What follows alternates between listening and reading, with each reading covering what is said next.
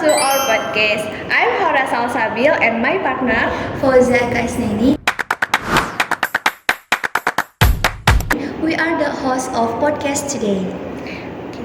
Today's episode is going to be really interesting because we are talking about something that actually all of us, financial literacy.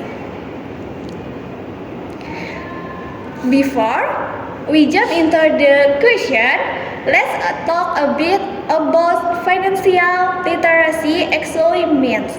Basically, financial literacy is ability to understand and manage your money, like things that budgeting, saving, investing, avoiding uncertainty debt, and smart financial your in everyday life. And today we are going to have a relaxed conversation with our guests to hear their perspective on how financially literate Indonesia youth really are. We'll explore how well young people understand money, the challenge they face, and what we can do to build a generation that's more financially aware. And of course, we here with our guest Aldi Ardiansyah, who's going to share some insight and experiences. Thank you for being here. Okay, thank you for inviting me. I'm so excited to talk about this because financial literacy is really important for our generation. Okay, exactly. So, for the first question, recently OJK report that Indonesia Financially Literate Index has increased, but even with that improvement, the level is still quite low compared to other countries. How do you see this situation and what is your opinion? Okay, I think the increase is good. It means people are more starting to pay more attention. But yes, compared to other countries, our literacy level is still not ideal. I feel like the main issue is consistency. People hear about financial topics, but they don't always apply them. So, even though the index is rising, there is still a long way to go. Right, progress is good, but we still need more awareness and action. Okay. How do you think we can help people become more financially aware? I think it starts with like simple habits like budgeting, tracking expense, or understanding the difference between wants and needs. And maybe using platforms what young people actually enjoy, like short videos or in interactive content. That way, the learning doesn't get heavy. True, small habits can make a big difference. Firstly, we'll talk about how social media can help people understand financial. Since the current Minister of Finance is very transparent and active on social media. Do you think the communication style makes young people more interested financial literacy in the impact or the really significant? I think it actually helps when financial topics are delivered through videos, infographics, or casual explanations. Young people are more likely to pay attention. But of course, the impact varies. Some become more aware, but the others still don't care much.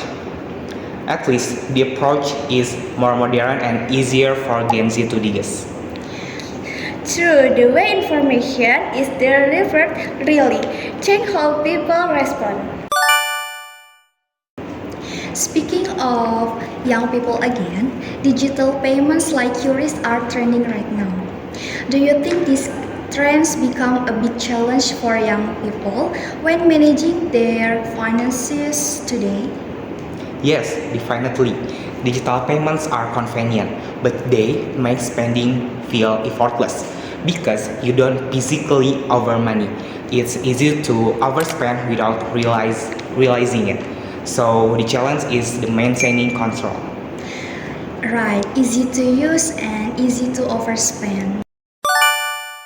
Okay. With all this lifestyle trend and social pressure, how do you as a Gen Z manage to stay relevant without making your finance messy? For me, it's all about balance. I still enjoy trends, but I limit what I follow. And I remind myself that I don't have to join every trend, just the ones that actually matter to me. So I can stay relevant without stressing my wallet. Love that. Enjoy your lifestyle, but still mindful. Yes. And for the final question, how you start investing or saving regularly? Yes, of course. I have been savings and investing, of course, regularly. What's your experience been like? My experience with investing has been extraordinary, with its own set of challenges. But even so, investing has enormous benefits for me in the future. Okay. Do you have any simple tips for students who want to start investing slowly? Do they do get scared or make mistake? Of course, tips for students who want to start investing: set goals you want to achieve. Start with a small but consistent amount of capital, and of course, understand what is investing is first. Okay. For those of you who want to learn more about investing and the stock market, you can check out my Instagram, our Instagram at gidbfeb underscore gidbay_feb Unjani, where you will find a wealth of information about stock and capital market.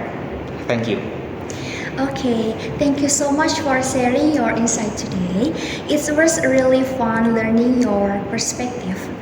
So, to wrap things up, today we talked about why financial literacy matters, how social media can shape young people understanding, the challenge they face, and simple habits we can start to stay financially healthy. Okay, for all the listeners, I hope the episode help you be more mindful and your money and inspired and your talk but meaningful step toward better financial habit. Thank you for tuning and see you the next episode.